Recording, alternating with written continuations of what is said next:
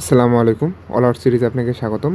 এই ভিডিওতে আমি Cambridge 10 listening test 2 section 3 solve করব। তো এখানে আমরা দেখতে পারতেছি আমাদের জন্য কিছু ডাবল আনসার এমসিকিউ দেওয়া আছে। সো এমসিকিউর ক্ষেত্রে সেকশন 3তে আপনাকে কয়েকটা জিনিস খেয়াল রাখতে হবে। সেগুলো হচ্ছে সেকশন 3তে আপনার অপশনগুলো কীভাবে চেঞ্জ করে। সেকশন 3তে অপশনগুলো চেঞ্জ করার ক্ষেত্রে অ্যাগ্রি ডিসএগ্রির একটা ব্যাপার চলে আসে। একটা অপশন আসে, সে অপশনটা অ্যাগ্রি করা অথবা ডিসএগ্রি করার উপর ভিত্তি করে সেটাকে চেঞ্জ করতে হয়। যদি যে অপশনটা দেওয়া হয়েছে সেটার সাথে সেকেন্ড পারসন লাইক একজন মানুষ ফার্স্ট পারসন একটা অপশন দিল, সেই অপশনের সাথে সেকেন্ড যে পারসনটা আছে সে যদি অ্যাগ্রি করে তাহলে যেই অপশনটা প্রথম ছিল সেটাই আনসার হয়ে যাবে। আর যদি সেকেন্ড যে পারসনটা আছে সে সেখানে অ্যাগ্রি না করে বরং একটা ডিফারেন্ট অপশন দেয়, যেটাকে আমরা কাউন্টার প্রপোজাল বলি, যদি সেকেন্ড পার্সনটা এখন একটা কাউন্টার প্রপোজাল দেয় তাহলে ওই কাউন্টার প্রপোজালটা আমাদের আনসার হয়ে যায়। এই সিম্পল থিওরির উপর ভিত্তি করেই আপনি আপনার সেকশন 3তে আনসারগুলো করতে পারবেন। আরেকটা বিষয় মনে রাখবেন, সেকশন 3 এর যে এমসিকিউগুলো আছে সেগুলো সেকশন 2 এবং সেকশন 3 দুটার একটা হাইব্রিড। সেকশন 2তে যেভাবে আপনার অপশনগুলোকে চেঞ্জ করে সেকশন 3তেও ওইভাবেও আসতে পারে, এটা মাথায় রাখবেন শুধু। সেকশন 2তে কীভাবে করা হয় সেটা আমার প্রিভিয়াস ভিডিওতেই বলা আছে। চলেন আমরা এটাকে সলভ করি। তো এইখানে আপনাকে বলা আছে যে which two hobbies has Thor Heyerdahl very interested as a youth. Which two hobbies was Thor Heyerdahl very interested. সো কোন দুইটা হবিজ নিয়ে সে খুব ইন্টারেস্টেড ছিল।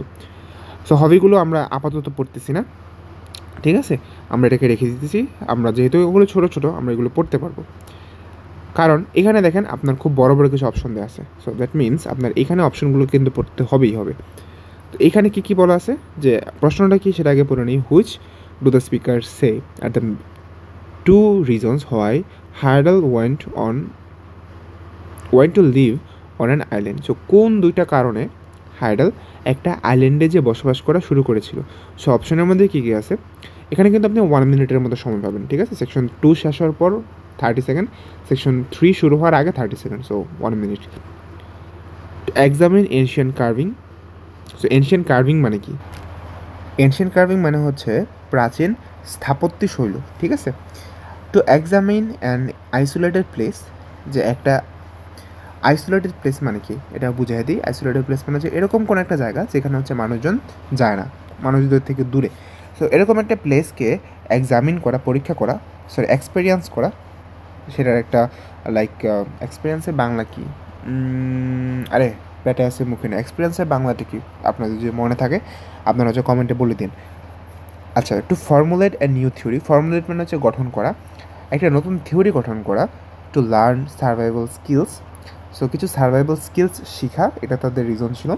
To study the impact of an extreme environment, নাকি একটা এক্সট্রিম এনভায়রনমেন্টের যে ইম্প্যাক্টটা আছে সেটাকে স্টাডি করা। সো এই হচ্ছে আমাদের এখানে অপশন। আর ওইখানে হচ্ছে কিছু কিছু ছোটো ছোটো অপশন আছে যেগুলো আমরা পড়বো না, আমরা এখান থেকে সময়টা বাঁচিয়ে এখানে এগুলো পড়ে নিব।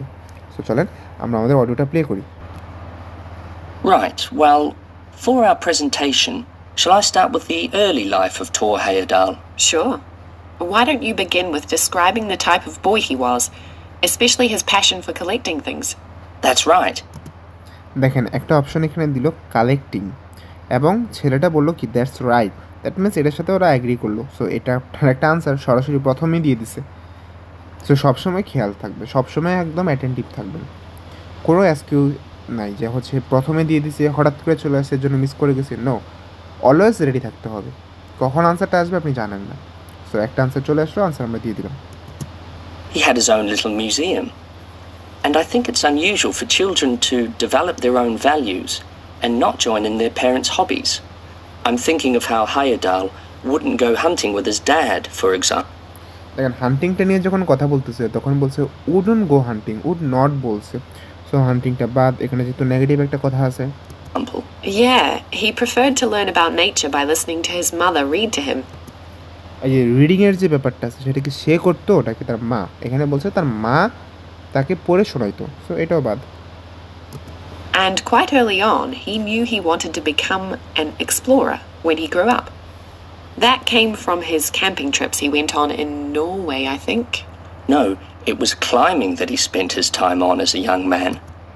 দেখেন মেয়েটা বলছে ক্যাম্পিং, ছেলেটা সেটাকে একটা নো বলে বাদ দিছে এবং ক্লাইম্বিং বলে দিছে।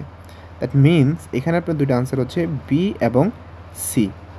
ওকে, সো এইভাবেই হচ্ছে আপনার সেকশন 2 এর আনসারগুলো হয়। Oh, right. আবার মেয়েটা ও রাইটও বলছে। যাই হোক, আমাদের ওইটা শেষ হয়ে গেলো। এখন এখানে মানে সে ওই যে আইল্যান্ডে যে বসবাস করা শুরু করেছিল, এটার পিছনের কারণগুলো কী ছিল। আবার দেখিনি অপশনগুলো কী আছে। প্রাচীন স্থাপত্য এক্সামিন করা, পরীক্ষা করা, একটা আইসোলেটেড প্লেস এক্সপিরিয়েন্স করা, এক্সপিরিয়েন্সের বাংলাটা আপনারা লিখে দিন কমেন্টে, নতুন একটা থিওরি বানানো, সার্ভাইভাল স্কিলস শেখা, নাকি এক্সট্রিম এনভায়রনমেন্টের ইম্প্যাক্টকে স্টাডি করা। ঠিক আছে, চলেন আমরা প্লে করি। After university, he married a classmate, and together they decided to experience living on a small island to find out how harsh weather conditions shaped people's lifestyles. এই যে দেখেন, এখানে বলা হয়েছে যে তারা যে একটা আইল্যান্ডে বসবাস করা শুরু করেছিল টু ফাইন্ড আউট, সাথে সাথে এখানে রিজনটা বা একটা কারণটা দিয়েছে 2 প্লাস ভার্বের V1। এটা তারা কী মিন করে? এটা তারা রিজনিং মিন করে। 2 প্লাস ভার্বের V1 এটা তারা রিজনিং মিন করে। সব রিজন এরকমভাবেই দিতে হয় যে 2 প্লাস ভার্বের V1 দিয়ে। So to find out how harsh weather condition shape people lifestyle. So তাদের ওইখানে যাওয়ার একটা রিজন কী ছিল? এটাকে ফাইন্ড আউট করা যে কীভাবে হার্শ ওয়েদার কন্ডিশন মানুষের লাইফস্টাইলটাকে শেপ করে, বা কীভাবে এক্সট্রিম এনভায়রনমেন্ট ইমপ্যাক্ট করে, এটাকে ফাইন্ড আউট করা বা স্টাডি করা। এটা তাদের একটা কারণ ছিল। সো হচ্ছে আপনার এখানে একটা answer.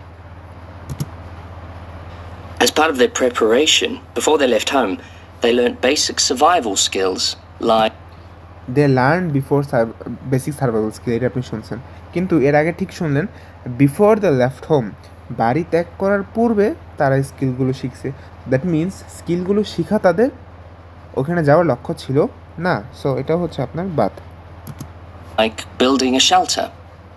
I guess they needed that knowledge in order to live wild in a remote location with few inhabitants, cut off by the sea, which is what they were aiming to do. Which was what they were aiming to do. এখন এই যে এই which দ্বারা যে কোন জিনিসটাকে refer করছে এটি কিন্তু বুঝতে হবে। এটাই হচ্ছে ইংলিশের বেসিক, যে হুইচ, ইট, দিস এগুলো দিয়ে কাকে রেফার করে সেটা আপনি ধরতে পারেন কিনা। এই যে এইমাত্র বলে আসলো যে হচ্ছে একটা রিমোট জায়গাতে যে বসবাস করতে চাইছিল, শোনেন।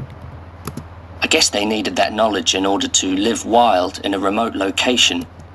Two live wild in a remote location, একদম একটা রিমোট লোকেশনে যে বসবাস করতে, with few inhabitants, যেখানে খুব কম মানুষ আছে, cut off by the sea, যেটা সমুদ্র দ্বারা একদম আলাদা, which is what they were aiming to do. যেটা তারা করতে চেয়েছিল। Which was what they were aiming to do. So তাদের আরেকটা উদ্দেশ্য কী ছিল? সমুদ্র দিয়ে আলাদা করা, কম মানুষজন আছে এরকম একটা জায়গাতে যে বসবাস করা। সো এটাকে রিপ্রেজেন্ট করে কোনটা? যে to experience an isolated place. So that you go the answer. এখন বাকি যে দুটো আছে এই দুটোকে কীভাবে বলে সেটা আপনারা শোনেন। কখনো হচ্ছে লাইক একটা আনসার হলো রেখে চলে যাবেন না, ঠিক আছে? অন্যগুলোর সাথেও একটু ভালো করে শুনবেন যে একটা আনসার কেন হলো সেটাও যেরকম ইম্পর্টেন্ট, কেন হলো না কোনো একটা অপশন সেটাও কিন্তু ইম্পর্টেন্ট। এটা কেন ইম্পর্টেন্ট? কারণ এই যে এখন যে আনসারটা হইলো না কোনো একটা কারণে, এই সেম কারণটা যেন অন্য কোনো একবার আসলে আপনি যেন সেখানে ভুল না করেন। দ্যাটস ওয়াই আপনার এই যে এরকমভাবে বললে সেটা আনসার হবে না, এটা সম্পর্কেও ধারণা থাকতে হবে। ঠিক আছে, চলেন দেখি যে বি, এ এবং সি কেন এখানে হচ্ছে না। An important part of your talk should be the radical theory Heyerdahl formed from examining mysterious ancient carvings that he happened to find on the island. এই যে এখানে একটা কথা বলছো না, হ্যাপেন টু ফাইন্ড, এই একটা কথার কারণেই আপনার এনশিয়েন্ট কার্ভিংকে এক্সামিন করার অপশন আনসার হচ্ছে না। হ্যাপেন টু ফাইন্ড মিনস হচ্ছে বা এরকম একটা ঘটনাকে রেফার করা যেটা ভাগ্যবশত হয়ে গেছে, যেটা আনপ্ল্যান্ড টোটালি। হ্যাপেন মানে কি হঠাৎ করে হয়ে যায়, এখানে হ্যাপেন টু ফাইন্ড যেহেতু খুঁজে পাইছিল এটাকে হ্যাপেন টু ফাইন্ড বলছে। ঠিক আছে, সো হ্যাপেন টু ফাইন্ড এরকম টাইপের কথাকে বা এরকম টাইপের সিচুয়েশনকে মিন করা যেটা টোটালি আনপ্ল্যান্ড। সো সে হচ্ছে এনশিয়েন্ট কার্ভিংকে খোঁজার জন্যে বা ওই খোঁজার উদ্দেশ্য নিয়ে সে ওখানে যায় নাই, যাওয়ার পর সেটা সে সৌভাগ্যবশত পেয়ে গেছে। দ্যাটস ওয়াই এটা আনসার হচ্ছে না। I think you should finish with that. Okay. আর দাঁড়ান, আর একটু এটাও ছিল, আমি দাঁড়ান, From examining mysterious ancient part of your talk should be the radical theory এই যে র্যাডিক্যাল থিওরির কথা বলছে, Heyerdahl formed from examining mysterious ancient carvings. যেটা হচ্ছে সে ওই এনশিয়েন্ট কার্ভিংকে এক্সামিন করে সে পাইছে। কিন্তু দেখেন এইটা তো তার, সে যে এনশিয়েন্ট কার্ভিংগুলো পাইছিল সেটা সৌভাগ্যবশত পেয়ে গেছে। এখন সে তো জানতো না যে সেইটা পাবে, তাহলে সে কীভাবে একটা নতুন থিওরি আবিষ্কার করার লক্ষ্যটা নিয়ে সেখানে যাবে? সে এটাকে সৌভাগ্যবশত পেয়ে গেছে, পেয়ে যাওয়ার ফলে সে একটা থিওরি দাঁড় করতে পারছে। সো না এটা তার লক্ষ্য ছিল, না এইটা তার লক্ষ্য কী ছিল, ওই আইসোলেটেড প্লেসে থাকা এবং আপনার এনভায়রনমেন্টাল ইম্প্যাক্টকে স্টাডি করা। এই দুইটা, এইগুলো আমাদের দুইটা আনসার এখানে। যারা অল্প সময়ের মধ্যে একটা খুব ভালো প্রিপারেশন বা একটা গাইডলাইন চাচ্ছেন তারা হচ্ছে আমার ক্র্যাশ কোর্সটা চেক আউট করতে পারেন। ডিসক্রিপশনের মধ্যে ডিটেলস দেওয়া আছে এবং এটা হচ্ছে আমার কন্ট্যাক্ট নাম্বার, আমার কন্ট্যাক্ট করতে পারেন আমার সাথে। আমি হচ্ছে আরও ডিটেলস আপনাকে বলে দেবো যদি আপনার কোনো ইনকোয়ারি থাকে। সো চলেন আমরা হচ্ছে আমাদের পরবর্তী পার্টে যাই। এখন দেখেন এখানে এসে চলে আসছে বড় বড় কিছু অপশন টাইপ এমসিকিউ। এইগুলোই হচ্ছে আসলে ভুল হয়, ঠিক আছে? আসলে ব্যাপারটা হয়েছে যে সহজ জিনিস আপনার অবশ্যই হওয়া উচিত, কঠিন যেগুলো আছে সেগুলো যেন তাহলে ভুল হইতে বা ওইটার সুযোগ যেন আপনার কাছে থাকে। এখন আপনি যদি সহজগুলোই ভুল করেন তাহলে তো কঠিনগুলো অবশ্যই ভুল করবেনই। সহজ যা আছে সেগুলো খুব ভালো করে করবেন, যেন এরকম কঠিন যদি আসে সেখান থেকে ভুল করার সুযোগটা যেন আপনার কাছে থাকে। লাইক এখানে 1 2 3 4 5 6টা, লাইক 6টা থেকে আপনি 3টা আনসার করতে পারছেন, তাও চলবে যদি আপনি এই 6টা ছাড়া আরও 24টা আছে, ওই 24টা থেকে যদি আপনার 20টা হয়, সরি হ্যাঁ 24টা থেকে যদি আপনার কয়টা আছে 34টা আছে, 34টা থেকে যদি আপনার 30টা হয় তাহলে এখান থেকে আপনার 3টা ভুল হলেও সমস্যা নাই, 33 চান্সে আপনি হয়ে যাবে তাও, ঠিক আছে? এটাই বললাম যে আসলে আপনার সহজগুলোকে ভালো করে টার্গেট করবেন, ওইখান থেকে যেন ভুল না হয়। ওইখান থেকে যদি ভুল না হয় তাহলে কঠিনগুলো থেকে ভুল করাটা তখন আপনি অ্যাফোর্ড করতে পারবেন। আর যদি ওইখান থেকে ভুল হয় তাহলে আপনি এখান থেকে কিন্তু অ্যাফোর্ড করতে পারবেন না, তখন এখান থেকে একটা ভুল মানে অনেক বড় কিছু। আচ্ছা, সো এখানে যেহেতু অনেক বড় আছে, যারা খুবই হচ্ছে ট্যালেন্টেড না, যারা খুবই এক্সপার্ট না লিসেনিংয়ে, ওদের জন্য এটা আনসার করা খুবই টাফ হয়ে যাবে, কারণ এখানে অপশনগুলো খুব বড় যেগুলোকে আপনার ট্র্যাক করাটা কঠিন হবে এবং প্রশ্নগুলো বড়।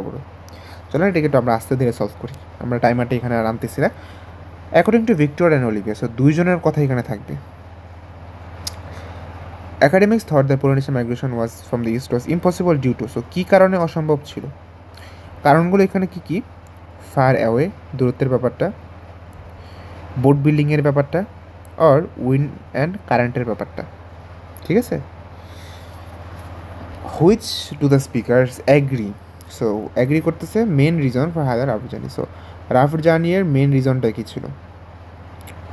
Overcome setback, demonstrate personal quality, test new theory. What was the most important to Heyerdahl about his রাফজানি, সো তার রাফজানি সম্পর্কে বা তার রাফজানি নিয়ে তার কাছে সবথেকে ইম্পর্টেন্ট কী ছিল? ফার্স্ট পার্সনের ব্যাপারটা, আর স্পিডের ব্যাপারটা, নাকি কনস্ট্রাকশন মেথডের ব্যাপারটা, ঠিক আছে? সো এখান থেকেও দেখেন আমি কিন্তু পুরো অপশনটা নিচ্ছি না, কারণ পুরো অপশন নিয়ে আপনি কখনোই সেটাকে ট্র্যাক করতে পারবেন না। অপশনকে অলওয়েজ ছোটো করবেন, ছোটো করে নেবেন। Why did Heyerdahl go to Easter Island, সে কেন গিয়েছিল? হোয়াই? বিল্ড করতে, ওকে, নাকি হচ্ছে রিড বোর্ডে চড়তে, রিড বোর্ডের ব্যাপারটা, অর লার্ন করা লোকাল ল্যাঙ্গুয়েজ, নাকি এটা, ঠিক আছে? In Olivia's opinion Heyerdahl's greatest influence was on, কিসের ওপর তার সবথেকে গ্রেটেস্ট ইনফ্লুয়েন্স ছিল? পলিনেশিয়ান অরিজিনের উপর, the development of an archaeological methodology, একটা আর্কিওলজিক্যাল মেথোডোলজি ডেভেলপ করার উপর, ডেভেলপমেন্টের উপর, নাকি এস্টাবলিশ করার উপর? Which criticism do the speakers make of William Olivier textbook, outdate হয়ে যাওয়ার ব্যাপারটা, নাকি হচ্ছে ওভার সিম্পলিফাইডের ব্যাপারটা, নাকি মেথোডোলজির ব্যাপারটা, বা এটাকে যে খুব বেশি ফ্লড, খুব বেশি হচ্ছে আপনার সিম্পলিফাইড, এই ব্যাপারটা? সো আমরা হচ্ছে এখানে আমাদের যেই অডিওটা আমাদের যে টাইমারটা আছে সেটা এখানে কাউন্টে আনলাম না, আমরা যেটা টাইম নিয়ে এটা করলাম, এটা বুঝে বুঝে করলাম, ঠিক আছে? চলেন আমরা হচ্ছে এখন অডিওটা প্লে করি এবং এগুলো আনসার করা ট্রাই করি।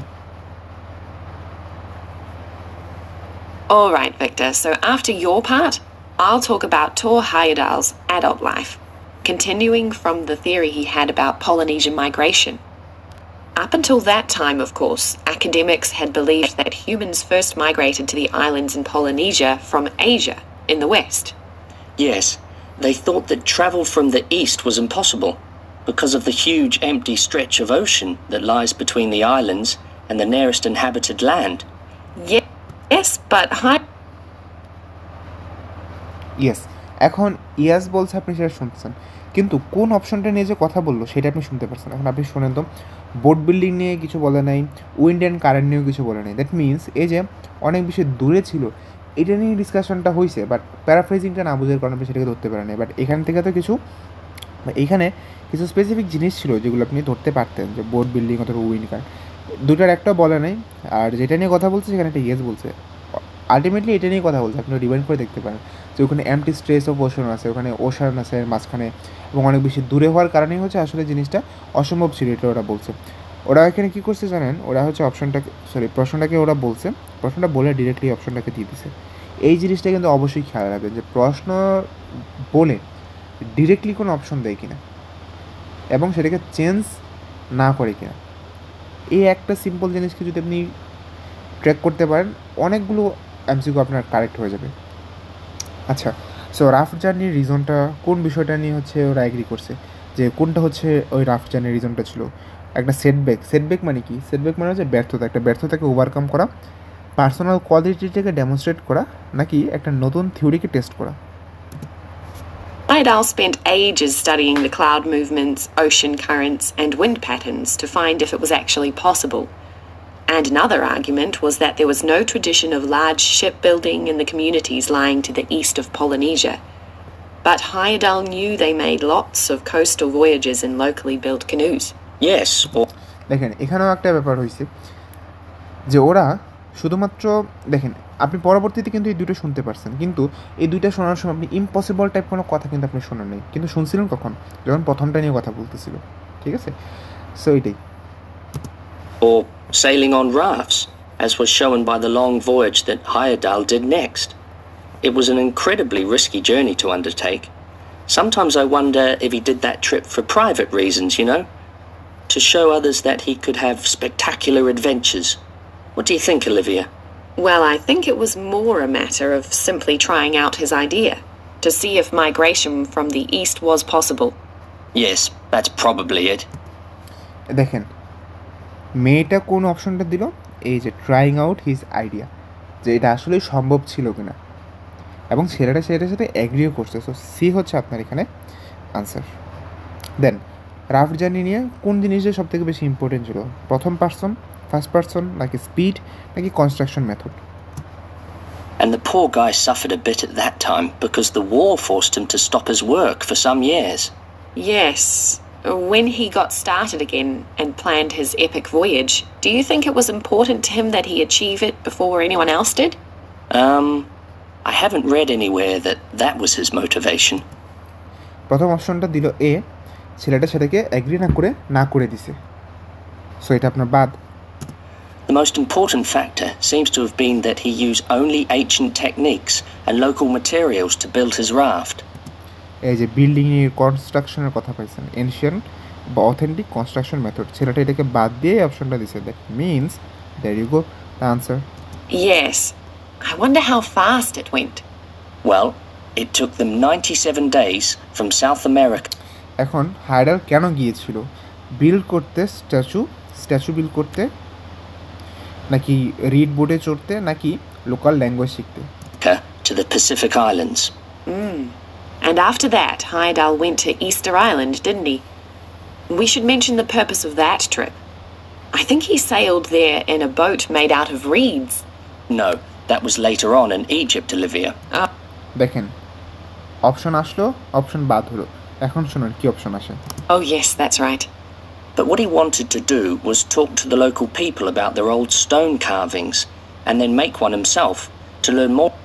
স্টোন কার্ভিং, স্টোন স্ট্যাচু এবং মেক ওয়ান হিমসেলফ, সে নিজে একটা বানাতে চাইছিল। দেয়ার ইউ গো, স্ট্যাচু নিয়ে কথাবার্তা আসছে, বিল্ড করা নিয়ে কথা আসছে। That's your answer.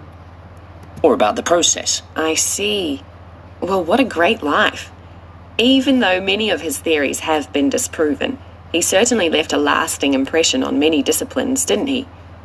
To my mind, he was the first person to establish what modern academics call practical archaeology. I mean, that they try to recreate something from the past today, like he did with his raft trip. দেখেন, এই যে প্রশ্নটা আছে এটা একটু complex, আপনাকে একটু ঠান্ডা মাথায় জিনিসটাকে থিঙ্ক করতে হবে। এবং এতটুকু থিঙ্ক করার টাইম আসলে পরীক্ষার মধ্যে থাকে না, আমি জানি। হয়তো বা এটি আপনার ছুটে যাইতো, এটাই হয়তো বা আপনার ভুল হইতো। আর জিনিসটাকে একটু ভালো করে এক্সপ্লেন করতেছি, একটু শুনেন ওরা অডিওতে কী বলতেছে exactly. Didn't he? To my mind, he was the first person to establish what modern academics call practical archaeology. তো সে হচ্ছে এরকম একটা জিনিস সে ইয়ে করছে, এস্টাবলিশ করছে, যেটাকে মডার্ন আর্কিওলজিস্টরা প্র্যাকটিক্যাল আর্কিওলজি বলে। ঠিক আছে, তো সে বেসিক্যালি কী করছে, সে আর্কিওলজিটাকে এস্টাবলিশ করে নাই। এস্টাবলিশমেন্টের কথা আপনি শুনছেন, ফাইন, বাট ওখানে কিন্তু আর্কিওলজিকে এস্টাবলিশ করার কথা আপনি পান নাই। পাইছেন কি, এরকম একটা জিনিসকে সে ডেভেলপ করছে যেটাকে মডার্ন আর্কিওলজিস্টরা প্র্যাকটিক্যাল আর্কিওলজি বলে। দ্যাট মিনস আর্কিওলজিক্যাল একটা মেথড সে ডেভেলপ করছে, সে একটা তৈরি করছে। ঠিক আছে, এস্টাবলিশ শুনে আপনি এটাকে আনসার করতে যায় না, এটা একটু ক্রিটিক্যাল। এটা হচ্ছে আমিও, আমার কাছে অনেকবার মনে হয়েছিল সেটার আনসারটা সি, বাট ওই ভেবে টেবে বুঝলাম যে আসলে সি না, আনসারটা আসলে B. I mean, that they try to recreate something from the past today, like he did with his raft trip. It's unfortunate that his ideas about where Polynesians originated from have been completely discredited. এই যে দেখেন আপনার লাস্টে এই অপশনটা আসছে এবং এটা শুরু করার সময় আনফর্চুনেটলি ইউজ করছে। সো সো এটা আমাদের আনসার হচ্ছে না। ঠিক আছে, এই দুইটার মধ্যে আসলে প্যাচটা লাগার কথা, এই দুইটার মধ্যে কোনটা হবে এটাই। যে দেখেন, সে কিন্তু আর্কিওলজি ইটসেলফকে এস্টাবলিশ করে নাই, সে একটা ডিফারেন্ট মেথোডোলজি বা সে একটা ইউনিক মেথোডোলজি ডেভেলপ করছে, যেটাকে প্র্যাকটিক্যাল আর্কিওলজি বলা হয়।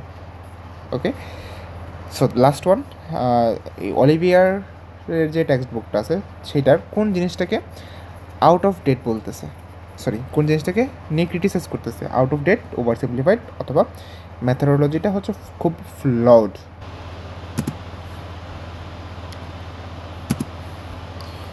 কই অডিও কই? Yes. Right, well, I'll prepare a PowerPoint slide at the end that acknowledges our sources. I mainly used The Life and Work of Tor Heyerdahl by William Oliver. I thought the research methods he used were very sound, although I must... দেখেন, research মেথডটা খুবই sound বলছে, খুবই সমৃদ্ধ বলছে। Flood মানে হচ্ছে দুর্বল, ঠিক আছে, ফ্লড মানে হচ্ছে দুর্বল, আর সে বলছে সাউন্ড মানে সমৃদ্ধ। সো দুটো কন্ট্রাডিক্টরি, এটা বাদ। I found the overall tone somewhat old-fashioned. I think they need to do a new, revised edition. Yeah, I agree. Old fashion বলছে ছেলেটা, একটা অপশন দিল, মানে কি আউট অফ দ্য ডেটের অপশনটা দিল, এবং মেয়েটা এখানে অ্যাগ্রি করে ফেলছে। So that's you go, there you answer. So that's you go না, there you go, that's you answer, উল্টা বলে ফেলছি। সো এই হচ্ছে আপনাদের এমসিকিউ। সো এমসিকিউটা একটু মনোযোগ দিয়ে করবেন অলওয়েজ, এবং বাসায় প্র্যাকটিস করার সময় মনোযোগ দিয়ে প্র্যাকটিস করবেন, বুঝে বুঝে প্র্যাকটিস করবেন। কেন হলো না দুইটাকেই কোশ্চেন করবেন। So that's the end of today's class. আসসালামু আলাইকুম।